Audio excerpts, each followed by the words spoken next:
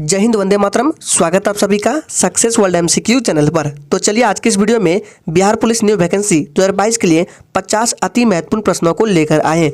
ये सभी प्रश्न आपके सिलेबस पर आधारित है और इसी तरह के प्रश्न आपको एग्जाम में भी देखने को मिलेंगे। और फ्रेंड्स, अगर आपको ये सेशन अच्छा लग जाता है तो सेशन को लाइक करके, चैनल को सब्सक्राइब करके, साथ में बेल आइकन को जरूर प्रेस कर लेंगे। अगर नहीं लगता है तो आप डिसलाइक करके जा सकते हैं। तो चलिए शिक्षक आज के सेशन को स्टार्ट करते हैं। तो आज के सेशन का सबसे पहला प्रश्न है, किस भाषा का ज्यादा प्रयोग बौद्धवाद के प्रचार के लिए किया गया? ऑप्शन आपके सामने है, संस्कृत, प्राकृत, पाली या फिर डी सौर सेनी। और आपको प्रत्येक प्रश्न के लिए आंसर करने के लिए मैक्सिमम 5 सेकंड का टाइम दिया जाता है और आपको लाइव चैट का भी ऑप्शन मिलता है। तो प्रत्येक स्टूडेंट को लाइव चैट में आंसर करते जाना है। तो इसका सही जवाब क्या हो जाएगा? तो जो बच्चे सी दे रहे हैं इसका बिल्कुल सही जवाब दे रहे हैं, पाली भाषा में किया गया था। सी इस प्रश्न का बिल्कुल सही जवाब हो जाएगा। अगर आपसे पूछे कि सबसे ज्यादा उपदेश कहाँ पर दिया था भगवान बुद्ध ने, तो क्या करना है आपको? श्रावस्ती को टिक करना है। यहाँ पे लिख देते हैं, सबसे ज्यादा उपदेश भगवान बुद्ध ने श्रावस्ती में दिया था। ज्ञान की प्राप्ति पूछे कहाँ हुआ था? तो बोध गया में भगवान बुद्ध को ज्ञान की प्राप्ति हुआ था। और पहला उपदेश पूछे तो पहला उपदेश दिया था धर्म चक्र। पहला उपदेश को बोलते हैं धम्म चक्र प्रवर्तन के नाम से जाना जाता है। और पहला उपदेश दिया था सारनाथ में। कहाँ दिया था? सारनाथ में, याद रखना है। और पहले उपदेश को ही धम्म चक्र प्रवर्तन के नाम से जाना जाता है। दूसरा प्रश्न है, विश्व का सबसे ऊंचा कहा जाने वाला विश्व शांति स्तूप ये कहाँ पर है? फटाफट से आंसर करेंगे। आपको यह भी याद रखना है कि विश्व शांति स्तूप जो है ये विश्व का सबसे ऊंचा है, याद रखना है। तो इसका सही जवाब जो बच्चे ऑप्शन सी को दे रहे हैं बिल्कुल सही जवाब दे रहे हैं, ये राजगीर में स्थित है, याद रखना है। ऑप्शन सी इस प्रश्न का बिल्कुल सही जवाब हो जाएगा। चलिए शिक्षक आगे बढ़ते हैं। नेक्स्ट है, महावीर एवं बौद्ध दोनों ने किसके समकालीन में उपदेश दिए? फटाफट से आंसर करेंगे। देखिए आपको सोच समझ कर आंसर करना है। महावीर भी है और बौद्ध भी है, तो दोनों ने किसके समकालीन में उपदेश दिए थे? तो इसका राइट आंसर जो बच्चे बी को दे रहे हैं बिल्कुल सही जवाब दे रहे हैं, बिंबिसार, याद रखना है। 3 का राइट आंसर ऑप्शन बी के साथ चला जाएगा। हर्यक वंश के संस्थापक बिंबिसार, याद रखना है। बिंबिसार कौन था? हर्यक वंश के संस्थापक थे, याद रखना है। और महावीर, याद रखना है, महावीर स्वामी जी थे जो थे ये जैन धर्म के 24वें, याद रखना है। जैन धर्म के 24वें तीर्थंकर और आखिरी तीर्थंकर थे, याद रखना है। प्रथम पूछे तो ऋषभदेव हो जाएगा। नेक्स्ट है, निम्न में से किस शासक ने द्वितीय बौद्ध सभा का आयोजन किया था? चलिए आंसर करते जाएंगे। और जितने भी नए स्टूडेंट हैं उनको बता दें कि डेली रात 8 बजे इस चैनल पर बिहार पुलिस के लिए प्रैक्टिस सेट का क्लास चलता है। तो अगर आप करना चाहते हैं डेली आप लाइव चैट के साथ आ सकते हैं। तो इसका राइट आंसर जो बच्चे लाइव चैट में बी को दे रहे हैं बिल्कुल सही जवाब दे रहे हैं, कालाशोक, याद रखना है। किस शासक ने द्वितीय बौद्ध सभा का आयोजन किया था? तो कालाशोक के समय में किया गया था, याद रखना है। कहाँ पर किया गया था? तो वैशाली में, इसको भी याद रखना है, वैशाली में किया गया था, इंपॉर्टेंट है, याद रखना है। चलिए आगे बढ़ते हैं। नेक्स्ट है, जैन धर्म के प्रथम तीर्थंकर कौन थे? फटाफट से आंसर करते जाएंगे। पार्श्वनाथ, ऋषभदेव, महावीर या चेतक? आपको एग्जाम में इसी तरह के प्रश्न देखने को मिलेंगे। तो जैन धर्म के प्रथम पूछा जा रहा है तो प्रथम हो जाएगा ऋषभदेव, याद रखना है। प्रथम ऋषभदेव। 24वें कौन थे? तो महावीर थे, याद रखना है। नेक्स्ट है, आजीवक संप्रदाय के संस्थापक कौन थे? चलिए आंसर करते जाएंगे। ये पूछा गया प्रश्न आपके प्रीवियस एग्जाम में, आजीवक संप्रदाय के संस्थापक कौन थे? तो इसका सही जवाब क्या हो जाएगा? ऑप्शन चला जाएगा सी के साथ, क्या हो जाएगा? मखली गोसाल, याद रखना है। मखली गोसाल हो जाएगा आजीवक संप्रदाय के संस्थापक। नेक्स्ट क्वेश्चन है, महावीर का मूल नाम क्या था? चलिए आंसर करते जाएंगे। और फ्रेंड्स, अगर आपको क्वेश्चन से रिलेटेड कुछ पूछना है या किसी भी प्रकार का डाउट होता है तो तुरंत आप कमेंट करके पूछ सकते हैं, आपको 100% रिप्लाई दिया जाएगा। तो इसका राइट आंसर है जो बच्चे लाइव चैट में ऑप्शन सी को दे रहे हैं बिल्कुल सही जवाब दे रहे हैं, वर्धमान हो जाएगा। महावीर का मूल नाम याद रखना है। आप लोग कमेंट करके बताएंगे कि गौतम बुद्ध के बचपन का नाम क्या था। देखते हैं कितने बच्चे आंसर करते हैं, कमेंट बॉक्स में आंसर करना है। नेक्स्ट है, महावीर स्वामी का जन्म कहाँ हुआ था? चलिए आंसर करते जाएंगे। ये सारे प्रश्न इंपॉर्टेंट है, भले ही इजी प्रश्न है लेकिन अक्सर एग्जाम में पूछे जाते हैं इस तरह के प्रश्न। तो महावीर स्वामी का जन्म कहाँ हुआ था? याद रखना है। इसका सही जवाब हो जाएगा कुंडग्राम में, याद रखना है। कुंडग्राम में हुआ था। और महात्मा बुद्ध का कहाँ हुआ था? तो कपिल वस्तु में हुआ था। दोनों को याद रखना है, महावीर स्वामी का कुंडग्राम में और महात्मा बुद्ध का कपिल वस्तु में। नेक्स्ट है, निम्न में से किस स्थान पर अलकनंदा और भागीरथी का संगम होता है? ये प्रश्न आपके एग्जाम के लिए इंपॉर्टेंट है, इस पर स्टार लगा रहे हैं, विशेष रूप से ध्यान में रखना है। तो क्या पूछा जा रहा है? अलकनंदा प्लस भागीरथी के संगम को क्या बोलेंगे? तो देवप्रयाग के नाम से जाना जाता है। डी इस प्रश्न का बिल्कुल सही जवाब हो जाएगा, याद रखना है। नेक्स्ट है, सुंदरवन डेल्टा का निर्माण करने वाली नदियां कौन कौन सी है? चलिए आंसर करते जाएंगे, इंपॉर्टेंट प्रश्न है। सुंदरवन डेल्टा का निर्माण करने वाली नदियां कौन कौन सी है? और फ्रेंड्स, अगर आप इसका PDF डाउनलोड करना चाहते हैं तो PDF भी दिया जाएगा। कहाँ पर मिलेगा सब आपको वीडियो में बता दिया जाएगा। तो सुंदरबन डेल्टा का निर्माण करने वाली नदियां हैं, तो जो बच्चे लाइव चैट में ये दे रहे हैं बिल्कुल सही जवाब दे रहे हैं, गंगा और ब्रह्मपुत्र है, याद रखना है। सुंदरबन डेल्टा को याद रखना है, ये विश्व का सबसे बड़ा डेल्टा है, पूछा जाता है। और ये भी पूछा जाता है कि इसमें कौन से वन पाए जाते हैं, तो यहाँ पे लिख देते हैं मैंग्रोव वन, रखना है सुंदरबन में मैंग्रोव वन पाए जाते हैं, याद रखना है। अब बात करते हैं गंगा। तो देखिए गंगा जो है ये भारत की सबसे लंबी नदी है और इसकी सबसे बड़ी सहायक नदी यमुना है, याद रखना है। गंगा की सबसे बड़ी सहायक नदी पूछा जाता है यमुना है, याद रखना है। ब्रह्मपुत्रा को याद रखना है, ब्रह्मपुत्रा को तिब्बत में पूछे किस नाम से जानते हैं, तो सांगपो के नाम से, याद रखना है। ब्रह्मपुत्रा को तिब्बत में सांगपो के नाम से जाना जाता है, अरुणाचल प्रदेश में दिहांग के नाम से जाना जाता है, याद रखना है। चलिए आगे बढ़ते हैं। और ब्रह्मपुत्रा को असम में ही ब्रह्मपुत्रा बोला जाता है। नेक्स्ट है नर्मदा घाटी किन पर्वत श्रृंखलाओं के बीच स्थित है। चलिए आंसर करेंगे, नर्मदा घाटी किन पर्वत श्रृंखलाओं के बीच स्थित है, इंपॉर्टेंट प्रश्न है। चलिए तो इसका सही जवाब जो ये बच्चे सी दे रहे हैं बिल्कुल सही जवाब देना सतपुड़ा और विंध्याचल हो जाएगा। नर्मदा घाटी जो है ये सतपुड़ा और विंध्याचल श्रृंखलाओं के बीच स्थित है, सी बिल्कुल सही जवाब हो जाएगा। नेक्स्ट क्वेश्चन है निम्नलिखित नदियों में से किसको दक्षिण की गंगा कहा जाता है। यह प्रश्न आपके एग्जाम के लिए इंपॉर्टेंट है। चलिए निम्नलिखित नदियों में से किसको दक्षिण की गंगा कहा जाता है, तो देखिए इसका राइट आंसर जो बच्चे सी दे रहे हैं बिल्कुल सही जवाब दे रहे हैं, गोदावरी को कहा जाता है। आपका ऑप्शन कावेरी भी सही हो सकता है। कब होगा, देखिए अगर आपको मिल जाए, यहाँ पे लिख देते हैं, अगर आपको मिल जाए दक्षिण, ठीक है, भारत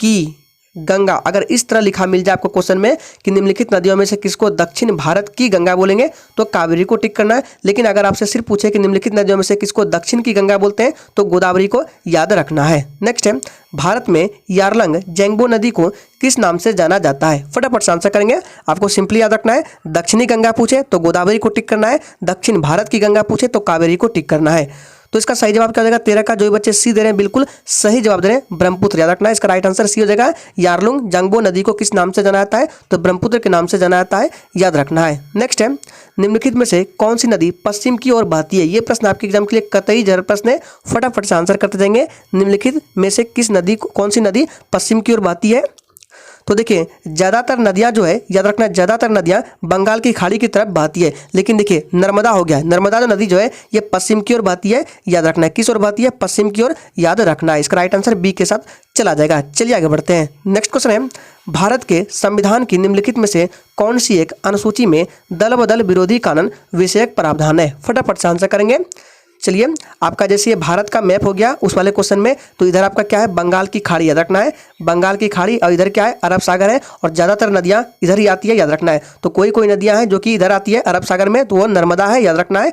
तो इसका राइट आंसर क्या आ जाएगा, तो 15 का राइट आंसर जो बच्चे डी दे रहे हैं बिल्कुल सही जवाब दे रहे हैं 10वीं अनुसूची, याद रखना है 10वीं अनुसूची हो जाएगा, इंपॉर्टेंट प्रश्न है। और 10वीं अनुसूची को कब ऐड किया गया था संविधान में पूछा जाता है, तो यहाँ पे लिख देते हैं 52 में, एक 52वां संविधान संशोधन हुआ था, उसी में 10वीं अनुसूची को संविधान में ऐड किया गया था। तो कब किया गया था, तो 1985 ईस्वी में, रखना है 1985 में। तो अभी कितने अनुसूची है, 12 अनुसूची है टोटल, याद रखना है। पहले कितना था, तो 8 था, याद रखना है। चलिए शिक्षक आगे बढ़ते हैं। नेक्स्ट है पंचायती राज्य, यहाँ पे राज्य नहीं होगा, राज होगा, पंचायती इस तरह होगा, राज्य विषय निम्नलिखित में से किस सूची में सम्मिलित है। सारे प्रश्न इंपॉर्टेंट और सिलेक्टेड लिए गए, इसलिए आप लोगों को सेशन में अंत तक बने रहना है। चलिए तो पंचायती राज विषय निम्नलिखित में से किस सूची में शामिल है, राज्य सूची में, रखना है राज्य सूची में। 20 प्रश्न का बिल्कुल सही जवाब हो जाएगा। चलिए आगे बढ़ते हैं। नेक्स्ट है भारतीय संविधान में शामिल है, सही से सारे ऑप्शंस को पढ़िए और आंसर करेंगे, और सेशन के एंड में अपना अपना स्कोर जरूर देंगे कि आपने कितने प्रश्न का सही सही जवाब दिए हैं।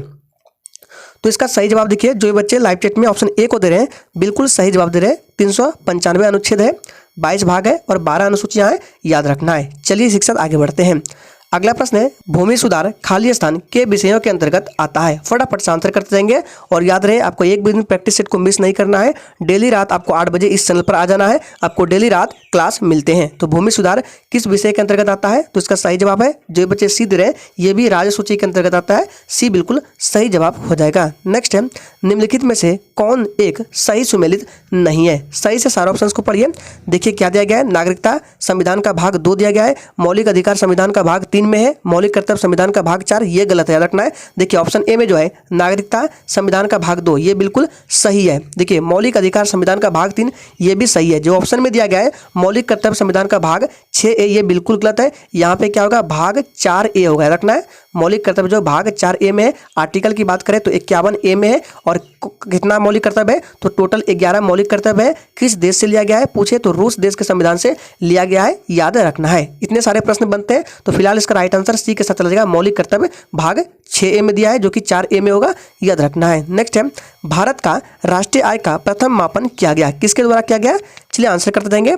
और फ्रेंड्स आपको क्वेश्चंस के लेवल को देखकर भी पता चल गया होगा कि सारे प्रश्न इंपॉर्टेंट है। तो भारत का राष्ट्रीय आय का प्रथम मापन किया गया दादा भाई नौरोजी द्वारा। 20 प्रश्न का बिल्कुल सही जवाब हो जाएगा। आप लोग सही जवाब दे रहे हैं, दादा भाई नौरोजी। नेक्स्ट है, किसी भी देश की आर्थिक वृद्धि की सर्वाधिक उपयुक्त माप क्या है? चलिए आंसर करेंगे। किसी भी देश की आर्थिक वृद्धि की सर्वाधिक उपयुक्त माप क्या है? तो देखिए इसका जो सही जवाब है डी के साथ चला जाएगा, प्रति व्यक्ति उत्पाद है। डी इस प्रश्न का बिल्कुल सही जवाब हो जाएगा। नेक्स्ट है, भारत की अर्थव्यवस्था कैसी है? चलिए आंसर करेंगे। भारत की अर्थव्यवस्था कैसी है? सोच समझ कर आंसर करना है। चलिए तो देखिए भारत की अर्थव्यवस्था कैसी है, इसका सही जवाब है विकासशील है, याद रखना है। भारत की अर्थव्यवस्था विकासशील है, याद रखना है। विकसित नहीं होगा, विकासशील होगा, याद रखना है। नेक्स्ट है, हिंदू वृद्धि दर किस वृद्धि दर से संबंधित है? सोच समझ कर आंसर करना है। और जिसने अभी तक सेशन को लाइक नहीं किया है प्लीज सभी लोग सेशन को भी लाइक कर देंगे। तो हिंदू वृद्धि दर किस वृद्धि दर से संबंधित है? इसका सही जवाब है ऑप्शन बी, राष्ट्रीय आय, याद रखना है। 20 प्रश्न का बिल्कुल सही जवाब देगा राष्ट्रीय आय। ये प्रश्न आपके एग्जाम के लिए मोस्ट इंपॉर्टेंट है। बार बार ये प्रश्न बिहार पुलिस के एग्जाम में पूछा जाता है, याद रखना है। तो हिंदू वृद्धि दर किस वृद्धि दर से संबंधित है? राष्ट्रीय आय, बी बिल्कुल सही जवाब हो जाएगा। नेक्स्ट है, 1991 में नई आर्थिक नीति में अपनाई गई मुख्य रणनीति क्या थी? चलिए आंसर करेंगे। 1991 में नई आर्थिक नीति में अपनाई गई मुख्य रणनीति क्या थी? इसका सही जवाब है ऑप्शन क्या हो जाएगा? डी के साथ चला जाएगा उपयुक्त सभी। उदारीकरण हो जाएगा, निजीकरण हो गया और वैश्वीकरण भी हो गया। तो डी के साथ चला जाएगा उपयुक्त सभी, याद रखना है। कुचिपुड़ी किस राज्य की नृत्य शैली है? चलिए आंसर करेंगे। और आपको यह भी याद रखना है कि अगर आपसे पूछे कि कितने शास्त्रीय नृत्य है तो याद रखना है टोटल 8 शास्त्रीय नृत्य है। तो कुचिपुड़ी पूछा जा रहा है किस राज्य की नृत्य शैली है? इसका सही जवाब है आंध्र प्रदेश। 20 प्रश्न का बिल्कुल सही जवाब हो जाएगा। केरल का कौन सा है? तो केरल का है कथकली, याद रखना है। केरल का है कथकली और मोहिनी अट्टम, याद रखना है। मोहिनी अट्टम, जिसको आपको मोहिनी अट्टम को याद रखना है, विशेषकर ये पूछा था एग्जाम में। तो मोहिनी अट्टम किस में है? तो यह केरल में हो जाएगा, याद रखना है। तमिलनाडु का कौन सा है? तो भरतनाट्यम है। कर्नाटक का यक्षगान है। सभी को याद रखना इंपॉर्टेंट है। नेक्स्ट है, सदिर किस नृत्य शैली का प्राचीन नाम है? सदिर नृत्य जो है ये किस नृत्य शैली का प्राचीन नाम है? आपको आंसर करना है, फटाफट से आंसर करते जाएंगे। तो इसका सही जवाब जो भी बच्चे सी दे रहे हैं बिल्कुल सही जवाब दे रहे हैं, भरतनाट्यम हो जाएगा, याद रखना है। भरतनाट्यम। ये कथक कहाँ का है? तो यूपी का, याद रखना है। यूपी का रासलीला भी है, कथक रासलीला ये सभी है। नेक्स्ट है, भारतीय संस्कृति के सबसे प्राचीन शैली कौन सी है? फटाफट से आंसर करेंगे। भारतीय संस्कृति के नृत्य में कौन सी सबसे प्राचीन नृत्य शैली है? फटाफट से आंसर करेंगे, सोच समझ कर आंसर करना है। तो इसका सही जवाब जो भी बच्चे सी दे रहे हैं बिल्कुल सही जवाब दे रहे हैं, सबसे प्राचीन भरतनाट्यम है, याद रखना है। जो कि किसका है? तो भरतनाट्यम जो है ये कहाँ का है? तो याद रखना है तमिलनाडु का है। नेक्स्ट है, मोहिनी अट्टम नृत्य रूप का विकास निम्नलिखित में से किस राज्य में हुआ है? यह प्रश्न मोस्ट इंपॉर्टेंट है, इसको याद रखना है। चलिए आंसर करेंगे। मोहिनी अट्टम नृत्य रूप का विकास किस राज्य में हुआ है? तो इसका सही जवाब है केरल, याद रखना है। केरल के साथ चला जाएगा। डी इस प्रश्न का बिल्कुल सही जवाब हो जाएगा। केरल को गरम मसालों का राज्य भी बोला जाता है, याद रखना है। केरल की राजधानी तिरुवनंतपुरम है, ये भी याद रखना है। नेक्स्ट है, यामिनी कृष्णमूर्ति किस शास्त्रीय नृत्य की ख्याति प्राप्त नृत्यांगना है? चलिए आंसर करेंगे। यामिनी कृष्णमूर्ति जो है ये किस शास्त्रीय नृत्य की ख्याति प्राप्त नृत्यांगना है?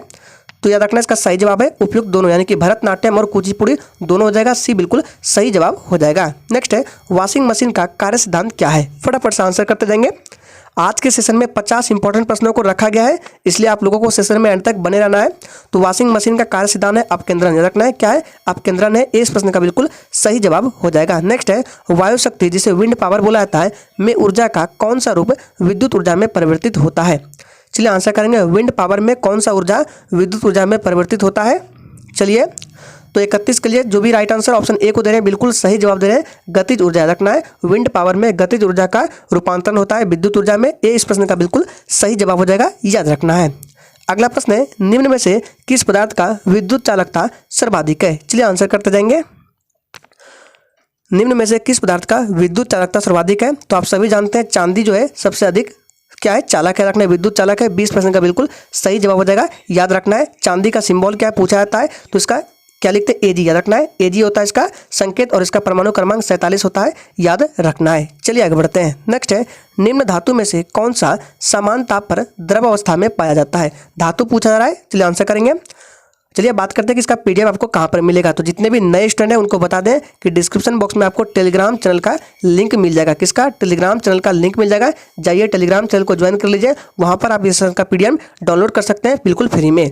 तो कौन सा धातु समान ताप पर द्रव है? पारा। याद रखना है 20% का बिल्कुल सही जवाब देगा। पारा का संकेत क्या होता है? तो Hg होता है। परमाणु क्रमांक 80 होता है, याद रखना है। नेक्स्ट है प्रकाश संश्लेषण के दौरान निर्मुक्त गैस कौन सी होती है?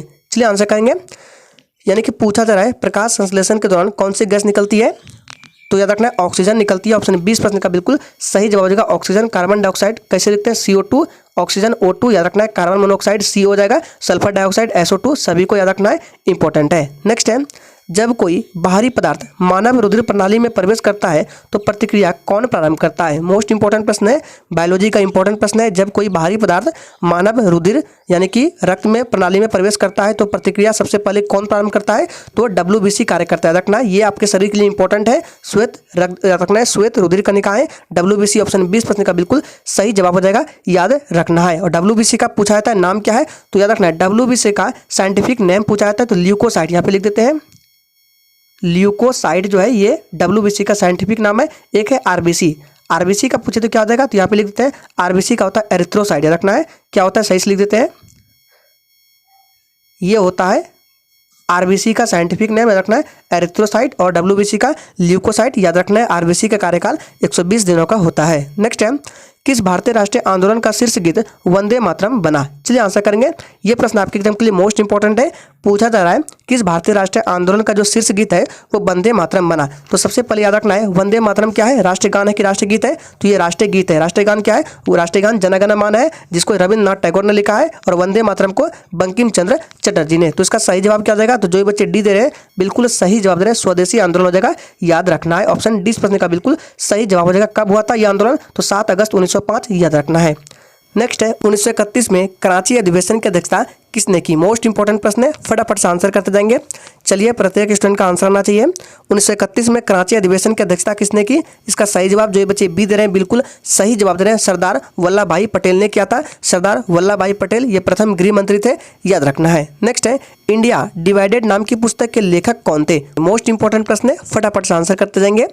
इंडिया डिवाइडेड नाम की पुस्तक के लेखक कौन थे?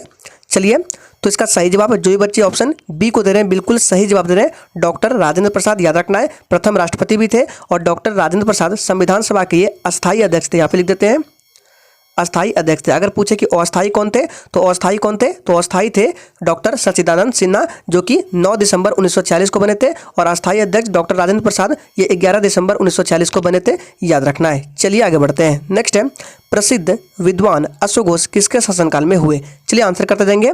और डॉक्टर राजेंद्र प्रसाद बिहार से थे, ये भी याद रखना है। प्रसिद्ध विद्वान अश्वघोष जो है किसके शासनकाल में हुए? तो इसका सही जवाब है ऑप्शन सी, कनिष्क के शासनकाल में, रखना है सी बिल्कुल सही जवाब है कनिष्क के शासनकाल में। नेक्स्ट है निम्नलिखित में से कौन सा दिन यूनिसेफ दिवस के रूप में मनाया जाता है? फटाफट से आंसर करते जाएंगे। निम्नलिखित में से कौन सा दिन यूनिसेफ दिवस के रूप में मनाया जाता है? तो इसका सही जवाब है 11 दिसंबर, याद रखना है डी बिल्कुल सही जवाब हो जाएगा। 10 दिसंबर को क्या होता है? तो मानवाधिकार दिवस, दोनों को याद रखना इंपॉर्टेंट है। नेक्स्ट है बिहार का शोक किस नदी को कहा जाता है? चलिए आंसर करते जाएंगे। बिहार का शोक किस नदी को कहा जाता है? और बंगाल का शोक, तो सबसे पहले बात करते हैं बिहार का शोक कोसी को बोलते हैं, ऑप्शन बी बिल्कुल सही जवाब हो जाएगा। और जो ऑप्शन ए में है दामोदर, इसे पश्चिम बंगाल का शोक बोला जाता है, याद रखना है। नेक्स्ट है सिंधु घाटी सभ्यता के अधिकतर मोहरे किससे निर्मित है? चलिए आंसर करेंगे। सिंधु घाटी सभ्यता का अधिकतर मोहरे किससे निर्मित है?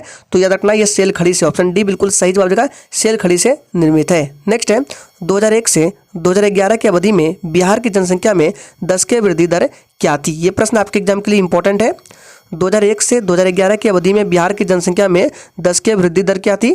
इसका सही जवाब हो जाएगा ऑप्शन ए 25.42%, याद रखना है। अगर आपसे पूछे कि जनसंख्या घनत्व में भारत में कौन सा राज्य नंबर 1 पे है, तो जनसंख्या घनत्व में पूछे तो बिहार हो जाएगा, बिहार नंबर 1 पे है। और सबसे कम कौन है? तो अरुणाचल प्रदेश, याद रखना है। अगर पूछे जनसंख्या में नंबर 1 पर कौन है, तो यूपी नंबर 1 पर है, दूसरे नंबर पर महाराष्ट्र आता है और तीसरे नंबर पर बिहार आता है, याद रखना है। चलिए आगे बढ़ते हैं। नेक्स्ट है सुभाष चंद्र बोस अंतर्राष्ट्रीय हवाई अड्डा कहाँ स्थित है? इंपॉर्टेंट प्रश्न है। चलिए सुभाष चंद्र बोस अंतर्राष्ट्रीय हवाई अड्डा कहाँ स्थित है? इसका सही जवाब है ऑप्शन डी, कोलकाता। जो बच्चे डी दे रहे हैं बिल्कुल सही जवाब दे रहे हैं। एक प्रश्न बनता है कि कोलकाता किस नदी के किनारे बसा हुआ है? तो हुगली नदी के किनारे ये कोलकाता बसा हुआ है, याद रखना है। और सुभाष चंद्र बोस ने फॉरवर्ड ब्लॉक की स्थापना भी की थी, याद रखना है। तुम मुझे खून दो, दिल्ली चलो, ये सभी नारे किसने दिए थे? सुभाष चंद्र बोस ने, याद रखना है। नेक्स्ट है, भारत में जैव विविधता की दृष्टि से निम्नलिखित में से कौन सा तप्त स्थल में शामिल है? फटाफट से आंसर करते जाएंगे। चलिए, और जिसने अभी तक लाइक नहीं किया सभी लोग लाइक करेंगे और टेलीग्राम चैनल को अवश्य ज्वाइन कर लेंगे, क्योंकि सारे सेशन का पीडीएफ वहीं पर दिया जाता है। तो इसका सही जवाब क्या हो जाएगा? 45 का एक के साथ चला जाएगा पश्चिमी घाट, याद रखना है। पश्चिमी घाट ऑप्शन ए बिल्कुल सही जवाब हो जाएगा, याद रखना है। और अरावली पहाड़ियां जो है, याद रखना, ये सबसे प्राचीन पहाड़ी है और अरावली पहाड़ी की सबसे ऊंची चोटी पूछा जाता है कि कौन सी है? तो गुरु शिखर, याद रखना है। अरावली चोटी की सबसे ऊंची चोटी है कौन सा? गुरु शिखर, याद रखना है। नेक्स्ट है, रेगुर मृदा किसकी कृषि के लिए सर्वाधिक उपयुक्त होती है? फटाफट से आंसर करते जाएंगे। रेगुर मृदा को काली मृदा के नाम से भी जाना जाता है, याद रखना है। तो रेगुर मृदा जो है ये कपास की खेती के लिए सबसे उपयुक्त है, याद रखना है। और कपास की खेती ज्यादातर गुजरात और महाराष्ट्र में, याद रखना है। चलिए आगे बढ़ते हैं। नेक्स्ट है, ऑस्ट्रेलिया के घास स्थल को दिया गया भौगोलिक नाम क्या है? यानी कि ऑस्ट्रेलिया के घास स्थल को क्या बोलते हैं? चलिए आंसर करते जाएंगे। तो देखिए, इसका सही जवाब जो बच्चे ए दे रहे हैं बिल्कुल सही जवाब दे रहे हैं। डाउन्स बोला जाता है ऑस्ट्रेलिया के घास स्थल को, याद रखना है। सवाना, याद रखना है। अफ्रीका के घास स्थल को सवाना बोला जाता है, याद रखना है। और प्रेरी उत्तरी अमेरिका, यह सभी को याद रखना इंपॉर्टेंट है। नेक्स्ट है, पाक जल संधि किन दो देशों को अलग करती है? चलिए आंसर करते जाएंगे। और याद रहे फ्रेंड्स, आपको 9 बजे भी क्लास को करना है, 9 बजे छोड़ना नहीं है। डेली रात 9 बजे ज्योग्राफी की क्लास होता है, इंपॉर्टेंट है। तो इसका सही जवाब क्या आ जाएगा? पाक जनसंधि किन दो देशों को अलग करती है? तो भारत और श्रीलंका को। ऑप्शन सी बिल्कुल सही जवाब आ जाएगा, भारत और श्रीलंका को। नेक्स्ट है, भारतीय संविधान को संविधान सभा द्वारा अंगीकृत कब किया गया? इंपॉर्टेंट प्रश्न है। तो देखिए, ये बहुत ही इजी प्रश्न है और इंपॉर्टेंट भी है। तो भारतीय संविधान को संविधान सभा द्वारा अंगीकृत किया गया था 26 नवंबर 1949 को और लागू किया गया था 26 जनवरी 1950 को। सभी को पता है 26 जनवरी 1950 को। आज के सेशन का आखिरी प्रश्न है, भारतीय राष्ट्रीय कांग्रेस के 1905 के वनारस अधिवेशन के अध्यक्ष कौन थे? ये प्रश्न इंपॉर्टेंट है, चलिए आंसर करेंगे। 1905 के वनारस अधिवेशन, याद रखना है। 1905 में अधिवेशन कहाँ हुआ था? वनारस में हुआ था। और इसके अध्यक्ष कौन थे? इसका सही जवाब है ऑप्शन सी, गोपाल कृष्ण गोखले थे, याद रखना है। गोपाल कृष्ण गोखले। और 1905 में ही बंगाल विभाजन हुआ था, याद रखना है। और आप लोग थोड़ा सा कमेंट करके बताएंगे कि बंगाल का विभाजन जो 1905 में हुआ था किसके शासनकाल में हुआ था? देखते कितने बच्चे इस प्रश्न का आंसर कर पाते हैं। तो आज के सेशन के लिए इतना ही। आज के सेशन में 50 इंपॉर्टेंट प्रश्नों को कराया गया। तब तक के लिए जय हिंद।